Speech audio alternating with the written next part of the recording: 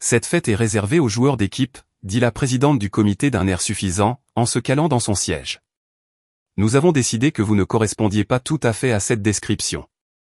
J'ai senti ma poitrine se serrer tandis que 30 visages attendaient ma réaction. Après 3 ans passés à travailler discrètement au service comptabilité, ce rejet public m'a fait plus mal que prévu. J'ai simplement hoché la tête et je suis sorti, leur murmure me poursuivant. Ce qu'ils ne comprenaient pas, c'est que mon silence n'était pas de la faiblesse, mais un calcul. Pendant des mois, j'avais vu d'autres s'approprier le mérite de mon travail. Mes suggestions étaient ignorées en réunion, pour être présentées comme des idées brillantes par des voix plus fortes quelques semaines plus tard. Mes heures supplémentaires passèrent inaperçues, tandis que ceux qui restèrent juste assez tard pour être vus partir reçurent des félicitations.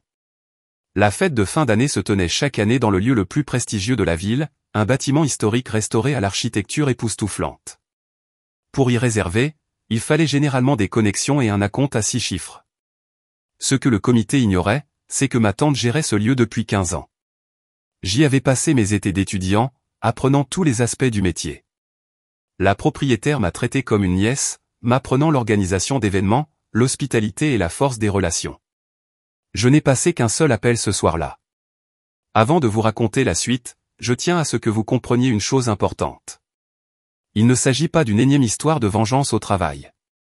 Il s'agit de trouver sa voie quand on essaie de vous réduire au silence. Il s'agit de se défendre quand personne d'autre ne le fera. Si vous avez déjà été ignoré, sous-estimé ou mis à l'écart, continuez à suivre, car ce que j'ai fait ensuite a tout changé, non seulement pour moi, mais pour toute l'entreprise. Je m'appelle Emerson Richard, même si la plupart des gens au bureau m'appelaient simplement M dès qu'ils prenaient la peine de m'adresser la parole. Je n'étais pas particulièrement réservé, j'ai simplement appris très tôt dans ma carrière qu'en entreprise, les femmes trop bavardes sont qualifiées d'agressives ou de difficiles. J'ai donc adopté une approche stratégique, privilégiant la qualité à la quantité. J'ai rejoint Quantum Analytics en tant que comptable junior il y a 3 ans, avec une double spécialisation en finance et en administration des affaires.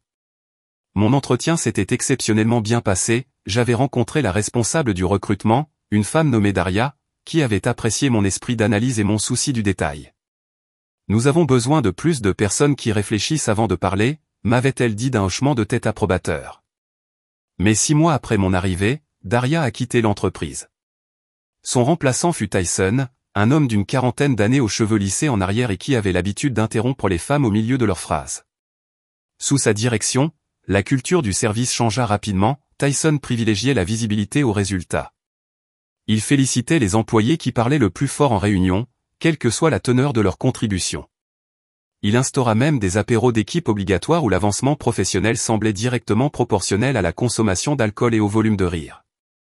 J'assistais à ces réunions, mais je partais généralement après un verre, préférant terminer mon travail plutôt que de faire semblant d'apprécier les anecdotes de golf recyclées de Tyson.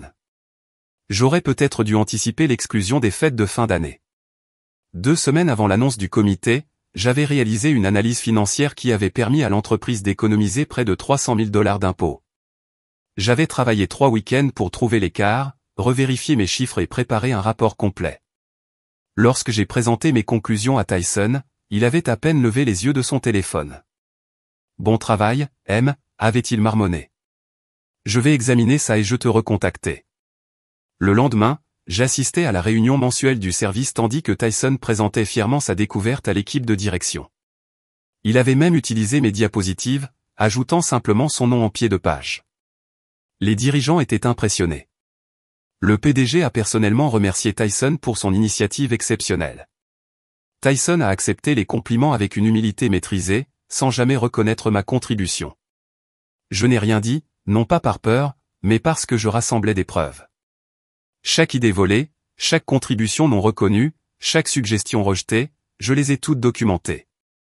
Je ne cherchais pas à étayer mon argumentaire pour les RH, je cherchais à cerner clairement les véritables valeurs et la culture de l'organisation. Et de plus en plus, je n'étais pas sûr de vouloir y participer.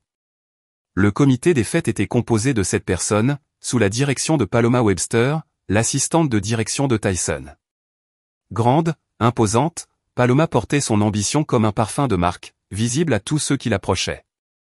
Elle s'était positionnée comme le bras droit de Tyson, lui assurant l'accès à lui et, par extension, aux opportunités d'avancement. Les autres membres du comité étaient également alignés sur le cercle intime de Tyson, Dominique des ventes, qui se vantait de conclure des affaires sur le terrain de golf, Willow du marketing, qui passait plus de temps à gérer sa présence sur les réseaux sociaux qu'à gérer ses campagnes, Reed de l'informatique, qui a mystérieusement reçu des promotions malgré de multiples pannes système sous sa direction, Ariel des RH, qui s'adonnait plus au commérage qu'à la médiation, et les jumeaux Gabriel et Gio des relations clients, qui finissaient les phrases de l'autre et considéraient le bureau comme leur espace personnel. Mon exclusion de la fête de fin d'année était clairement une déclaration publique. Paloma aurait pu facilement m'envoyer un courriel ou me prendre à part en privé. Au lieu de cela, elle a choisi de l'annoncer lors de la réunion d'équipe hebdomadaire, s'assurant ainsi un maximum d'audience et d'humiliation. En retournant à mon bureau après l'annonce, j'ai remarqué quelque chose d'intéressant, tout le monde ne semblait pas à l'aise avec ce qui venait de se passer. Naomi, du service fiscal, a attiré mon attention et m'a lancé un regard compatissant. Victor, notre nouvel analyste, semblait ouvertement troublé. Même notre réceptionniste, qui avait tout vu et tout entendu, m'a adressé un signe de tête encourageant en passant. Je n'étais pas aussi seul que Paloma et Tyson voulaient me le faire croire. De retour à mon appartement ce soir-là, je n'ai pas pleuré ni fulminé. Au lieu de cela, j'ai préparé du thé et appelé ma tante Lénia. Elle était responsable de la salle du Constellation, le bâtiment historique où se tenait toujours notre fête d'entreprise, depuis plus de 15 ans. Ils ont fait quoi? La voix de Lénia s'est indignée lorsque j'ai expliqué ce qui s'était passé. C'est totalement non professionnel. Ce n'est pas grave, ai-je dit, même si nous savions tous les deux que ce n'était pas le cas. Je suis vraiment soulagé maintenant. Je n'ai plus besoin de faire semblant de m'amuser. Emerson, a dit Lénia en utilisant mon nom complet comme elle le faisait quand elle était sérieuse, il ne s'agit pas d'une fête. Il s'agit de harcèlement au travail et de création d'un environnement hostile.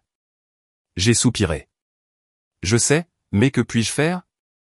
Si je me plains, je ne ferai que renforcer leur argument selon lequel je n'ai pas l'esprit d'équipe. Il y eut un long silence au téléphone. Eh bien, a finalement dit Lénia, vous ne pouvez rien faire.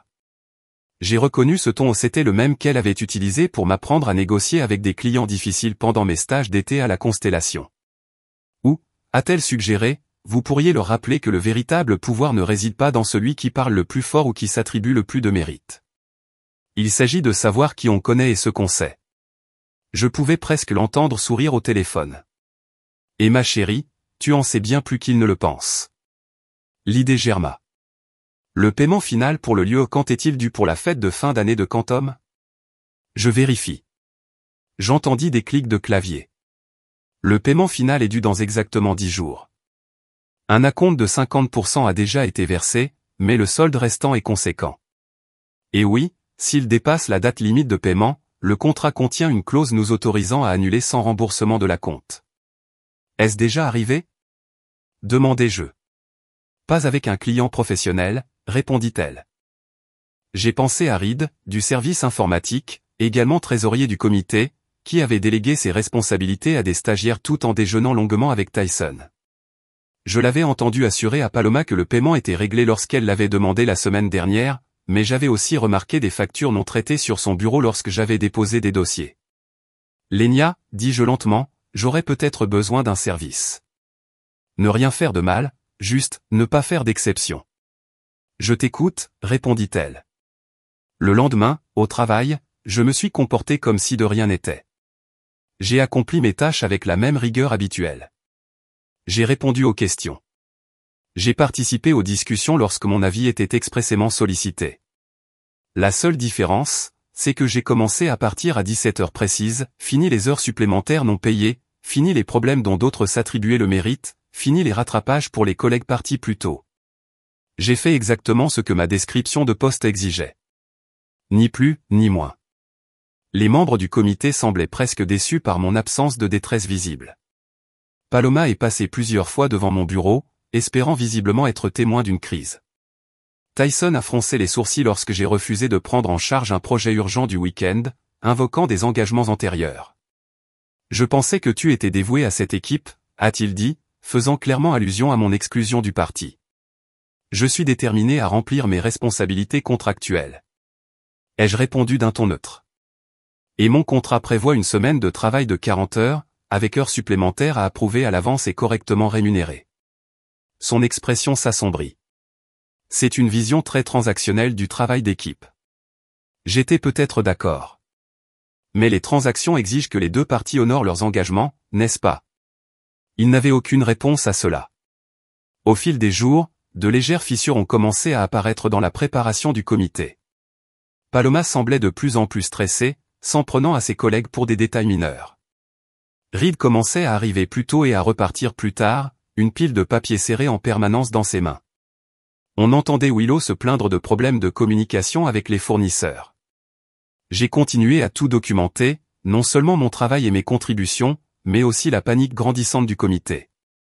Il est devenu évident que Reed avait bel et bien négligé le paiement du lieu et qu'il s'efforçait maintenant de le traiter dans le système de comptabilité fournisseur, notoirement lent, de l'entreprise.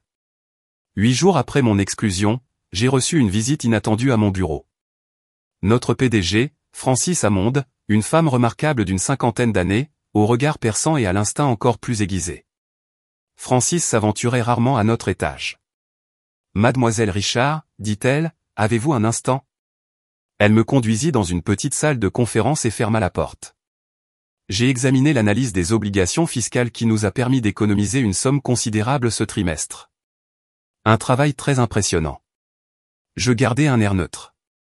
Merci. Mais je crois que Tyson a présenté cette analyse. Francis haussa légèrement les sourcils.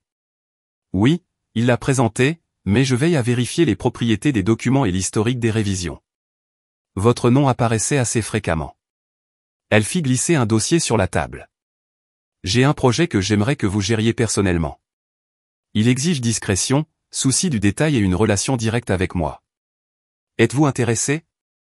Le dossier contenait des informations sur une acquisition potentielle ou des informations sensibles généralement traitées par la direction. J'ai levé les yeux, surprise. Pourquoi moi, ai-je demandé. Francis sourit. Parce que vous faites un excellent travail sans avoir besoin de le faire savoir. Parce que vous avez fait preuve de loyauté envers cette entreprise malgré une reconnaissance insuffisante. Et parce que je privilégie le fond à la mise en scène. Elle marqua une pause. D'ailleurs, plusieurs dirigeants m'ont mentionné votre nom au cours de l'année écoulée. Toujours de manière positive, toujours à propos de problèmes résolus discrètement ou d'erreurs corrigées discrètement. Je n'avais pas réalisé que quelqu'un à ce niveau avait remarqué mes contributions. Je serais ravi de prendre en charge ce projet, dis-je. Bien. On se verra chaque semaine pour faire le point. Et Emerson, cette conversation reste entre nous pour l'instant. En se levant pour partir, elle hésita. J'ai entendu parler de la situation des fêtes de fin d'année. La politique a son paroxysme.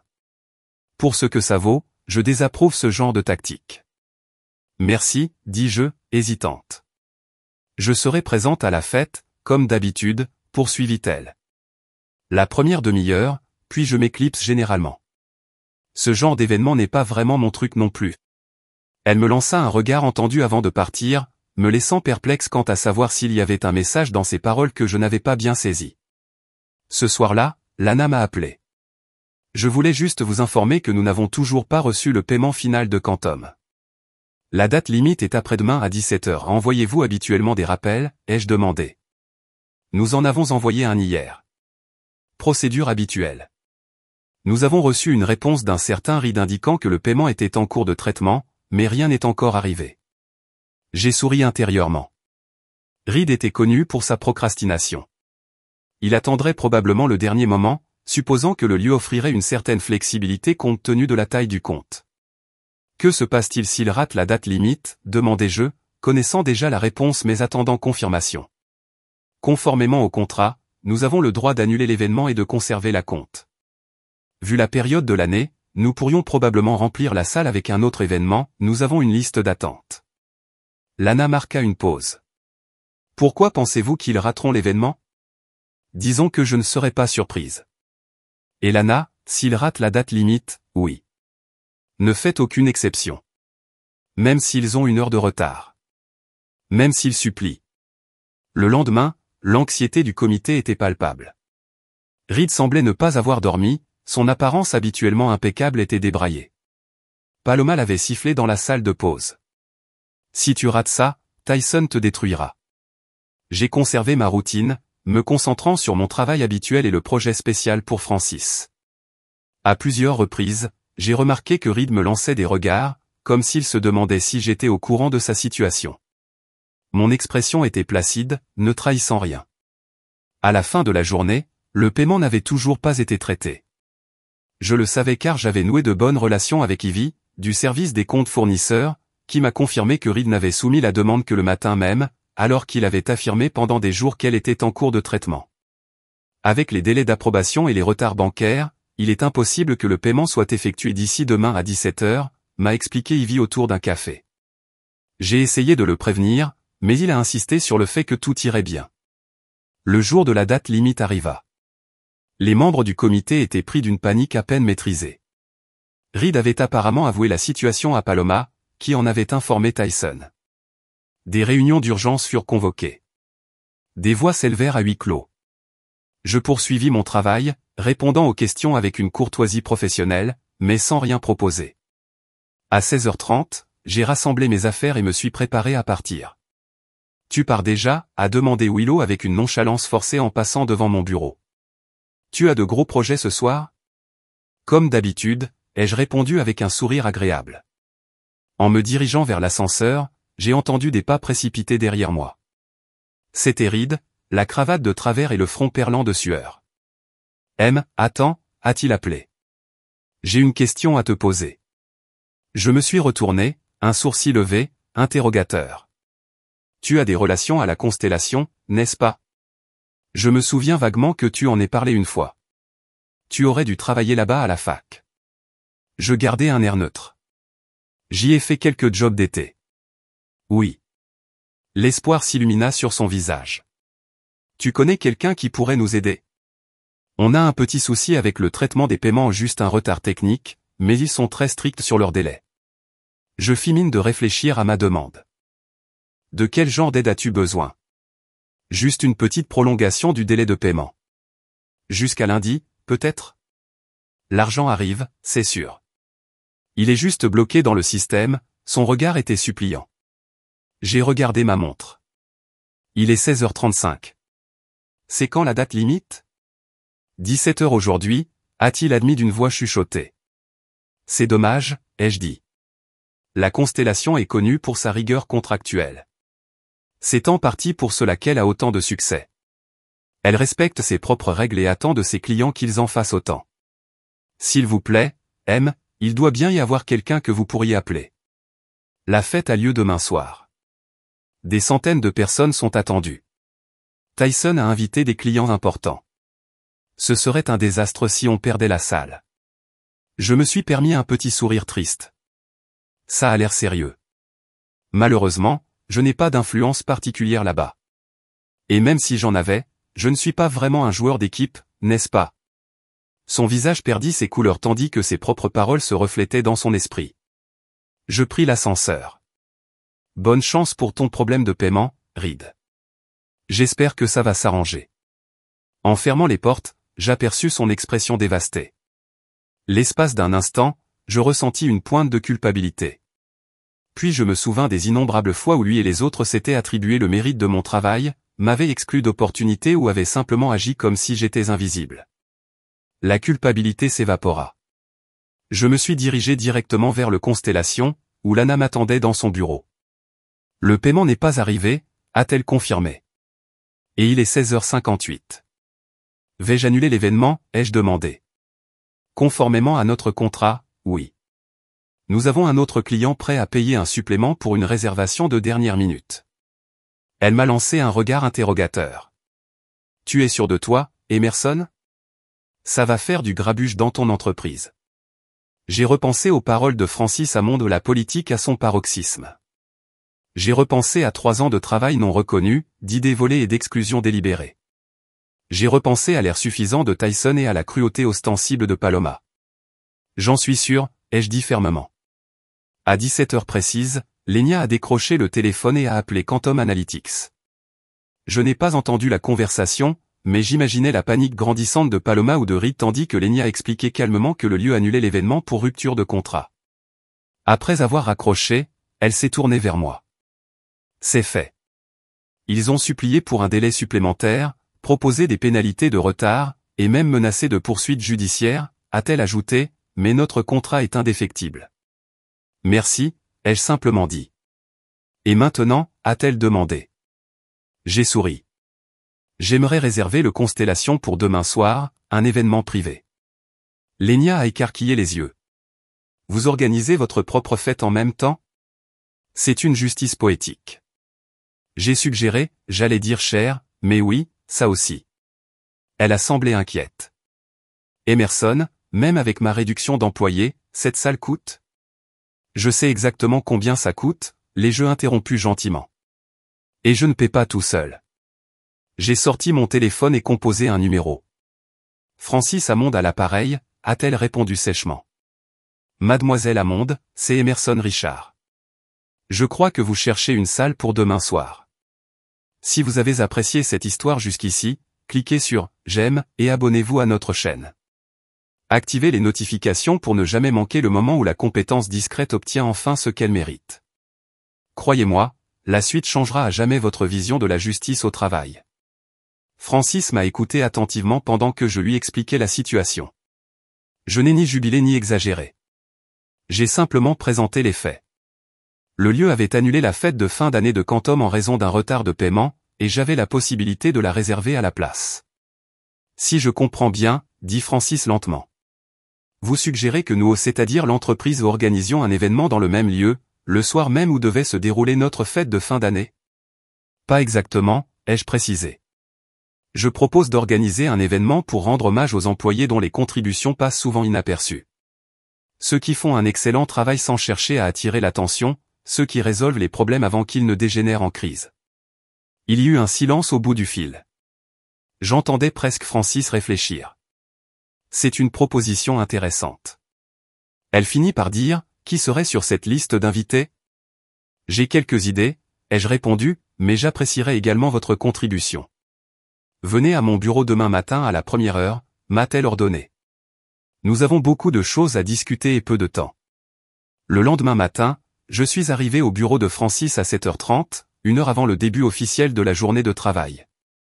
J'avais apporté une liste de noms, des employés de toute l'entreprise qui, comme moi, avaient accompli un travail exceptionnel sans être reconnus. Certains que je connaissais personnellement, d'autres dont j'avais entendu parler par des murmures au travail. Tous partageaient la même expérience, voire des collègues plus bruyants s'attribuaient le mérite de leurs idées et de leurs efforts. Francis examina la liste attentivement. Ce sont tous des gens bien, remarqua-t-elle. Des contributeurs solides qui causent rarement des problèmes. Ils sont le pilier de cette entreprise, ai-je dit. Ceux qui font tourner les choses pendant que les autres reçoivent les applaudissements. Francis hocha lentement la tête, puis attrapa son téléphone. Marianne, dit-elle à son assistante, libère mon emploi du temps du matin et fais-moi venir Parker du marketing et Josie des événements immédiatement. En 20 minutes, son bureau spacieux était devenu le centre de commandement de ce que Francis appelait désormais la réception de reconnaissance. Parker, un homme calme et attentif qui gérait les communications marketing, écoutait attentivement Francis décrire ce dont nous avions besoin. Il s'agit donc essentiellement d'un événement clandestin, a-t-il résumé. Nous devons créer et distribuer des invitations aujourd'hui pour un événement demain soir sans alerter le comité du parti d'origine. Exactement, confirma Francis. Tu peux gérer ça? Toutes les personnes dont le travail était essentiel mais rarement reconnu. Francis me serra doucement le bras. Je vais me mêler aux autres. Tu devrais te placer près de l'entrée. Je crois que ton heure est venue. Je me suis déplacé vers un endroit avec une vue dégagée sur les portes principales, acceptant une coupe de champagne d'un serveur de passage. Les minutes s'écoulaient tandis que les invités arrivaient, tous plus ravis les uns que les autres de la splendeur de l'événement. À 19h30, heure précise du début de la fête, une agitation à l'entrée attira l'attention de tous. Tyson était arrivé avec Paloma, Reed et les autres membres du comité. Ils étaient habillés pour leur fête déclassée à la cave, mais avaient apparemment décidé de passer d'abord aux constellations peut-être pour voir ce qu'ils avaient manqué, ou pour confirmer que leur événement avait bel et bien été annulé. Leurs expressions passèrent de la curiosité à la stupeur devant la scène qui s'offrait à eux. La constellation, magnifiquement décorée, était remplie de collègues profitant de ce qui semblait être un événement exclusif. Linnea s'approcha d'eux, presse-papier à la main. « Puis-je vous aider ?» Tyson s'avança, la confusion visible sur son visage. Il doit y avoir une erreur. C'était censé être le lieu de la fête de fin d'année de Quantum Analytics. Il n'y a pas d'erreur, répondit calmement Linnea. Votre réservation a été annulée pour non-paiement. Il s'agit d'un événement privé réservé à certains employés de Quantum. Des employés sélectionnés, répéta Paloma en élevant la voix. Qu'est-ce que ça veut dire? Nous sommes le comité officiel des fêtes. Je sais qui vous êtes, dit Linnea d'un ton froid. Cependant, vos noms ne figurent pas sur la liste des invités de ce soir. Les membres du comité échangèrent des regards perplexes. Puis Tyson m'a repéré, debout à proximité, champagne à la main, observant la scène. Richard, a-t-il dit, incrédule. Que fais-tu ici? Avant que je puisse répondre, Francis Hammond est apparue à mes côtés. Elle est ici en tant qu'invitée d'honneur, Tyson. Comme tous ceux présents dans cette salle, les héros méconnus de l'analyse quantique. Le visage de Tyson s'est empourpré. Francis, je ne comprends pas. Qu'est-ce que c'est? Ceci, a déclaré Francis avec une autorité discrète, est une reconnaissance des personnes qui incarnent véritablement les valeurs de notre entreprise, celles qui apportent de la substance plutôt que du bruit, qui résolvent les problèmes au lieu d'en créer, qui placent le succès de l'entreprise avant leur avancement personnel. Paloma s'avança, l'air mêlé de colère et d'incrédulité. Mais c'est nous qui organisons les événements et qui maintenons la culture d'entreprise. Qui a exclu une collaboratrice précieuse de la fête de fin d'année parce qu'elle ne correspondait pas à votre définition étroite d'un collaborateur? Francis l'interrompit. Oui, j'en ai entendu parler. C'est une définition intéressante de la culture que vous proposez. Reed me fixait du regard, la prise de conscience se lisant sur son visage. Tu le savais, dit-il lentement. Tu savais pour la date limite de paiement. Tu savais qu'on perdrait la salle. Je connaissais les termes du contrat, ai-je corrigé, tout comme je connais les termes de mon contrat de travail, qui promet reconnaissance et avancement au mérite plutôt qu'à la popularité. Tyson se tourna vers Francis, la voix crispée par une colère contenue. C'est de l'insubordination. Elle a délibérément saboté la fête de fin d'année de l'entreprise. Vraiment? Francis haussa un sourcil. Vous a-t-elle forcé à l'exclure de l'événement? A-t-elle empêché Reed de traiter le paiement à temps? A-t-elle instauré une culture d'entreprise où s'attribuer le mérite du travail des autres est récompensé? Les autres membres du comité semblaient de plus en plus mal à l'aise à mesure que les conversations s'atténuaient et que de plus en plus de personnes prenaient part à la confrontation. À mon avis, a poursuivi Francis, Emerson a simplement laissé les conséquences naturelles se produire, puis m'a offert l'occasion de saluer les employés qui contribuent véritablement au succès de cette entreprise. Elle a fait un geste circulaire. Tout le monde ici a vécu la même histoire, des contributions ignorées, des crédits volés, des opportunités refusées faute de promotion suffisante. Willow, du service marketing, aperçut l'un des membres discrets de son équipe se faire servir du champagne par un serveur en gants blancs.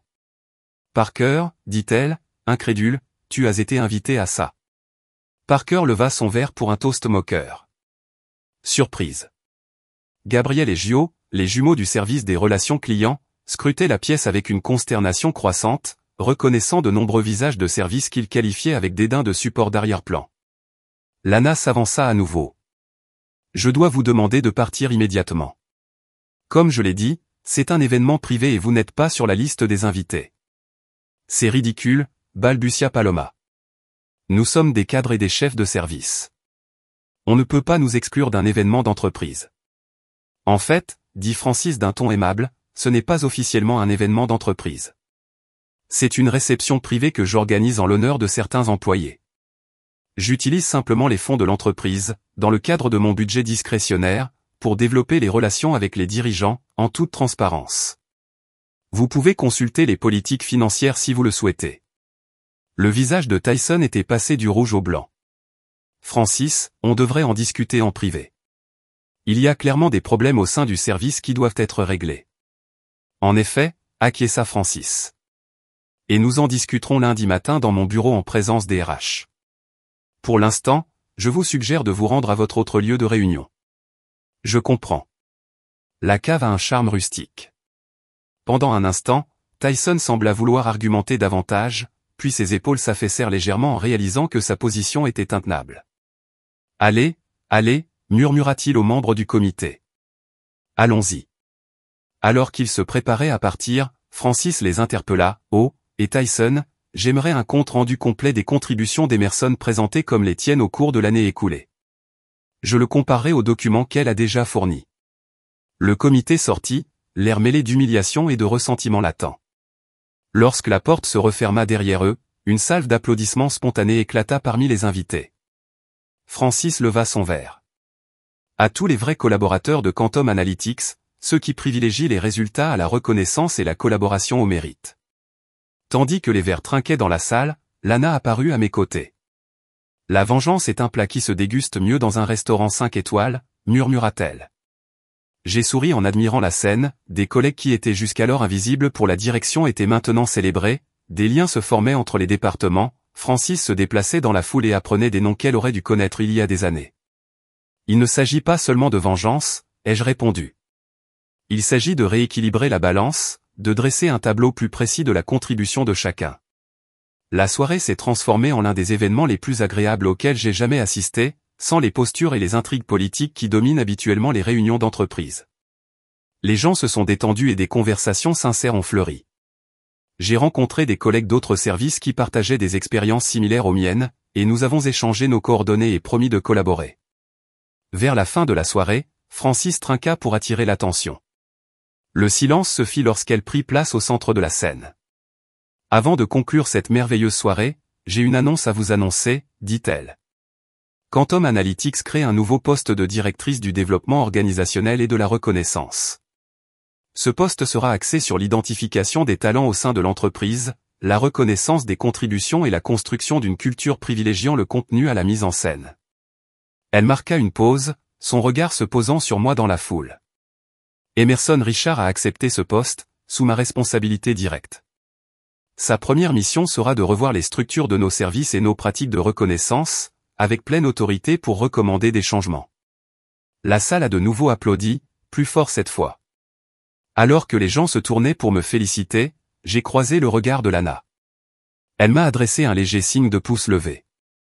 Plus tard, alors que la soirée touchait à sa fin et que les invités commençaient à partir, Francis m'a rejoint près de l'entrée, saluant chacun individuellement. « Vous savez, dit-elle doucement entre deux adieux, quand j'ai appris ce que le comité vous a fait, j'étais prête à être en colère pour vous. Mais vous n'aviez pas besoin de ma colère. Vous aviez besoin que je reconnaisse votre valeur. » J'ai hoché la tête, comprenant parfaitement ce qu'elle voulait dire. C'est tout ce que nous souhaitons tous, être reconnus pour notre contribution. Eh bien, dit Francis avec un sourire, après ce soir, vous avez certainement été vu, et je soupçonne que Tyson et son comité ne sous-estimeront plus les plus discrets. Alors que les derniers invités partaient et que le personnel débarrassait les tables, je pris un dernier moment pour apprécier la grande salle de la Constellation. Ce qui avait commencé comme un acte de vengeance s'était transformé en quelque chose de bien plus significatif, un rééquilibrage du pouvoir, une célébration d'une excellence méconnue et le début d'un véritable changement. Je n'avais pas simplement gâché une fête qui m'excluait, j'en avais créé une meilleure, célébrant l'essentiel. Et c'était, je le réalisais, la plus belle des vengeances.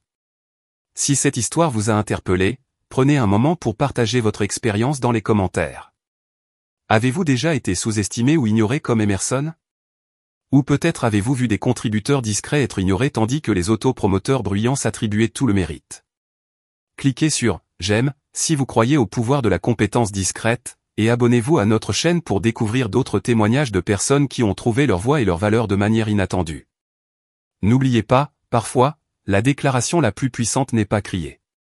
Elle est murmurée stratégiquement à la bonne oreille, au moment opportun.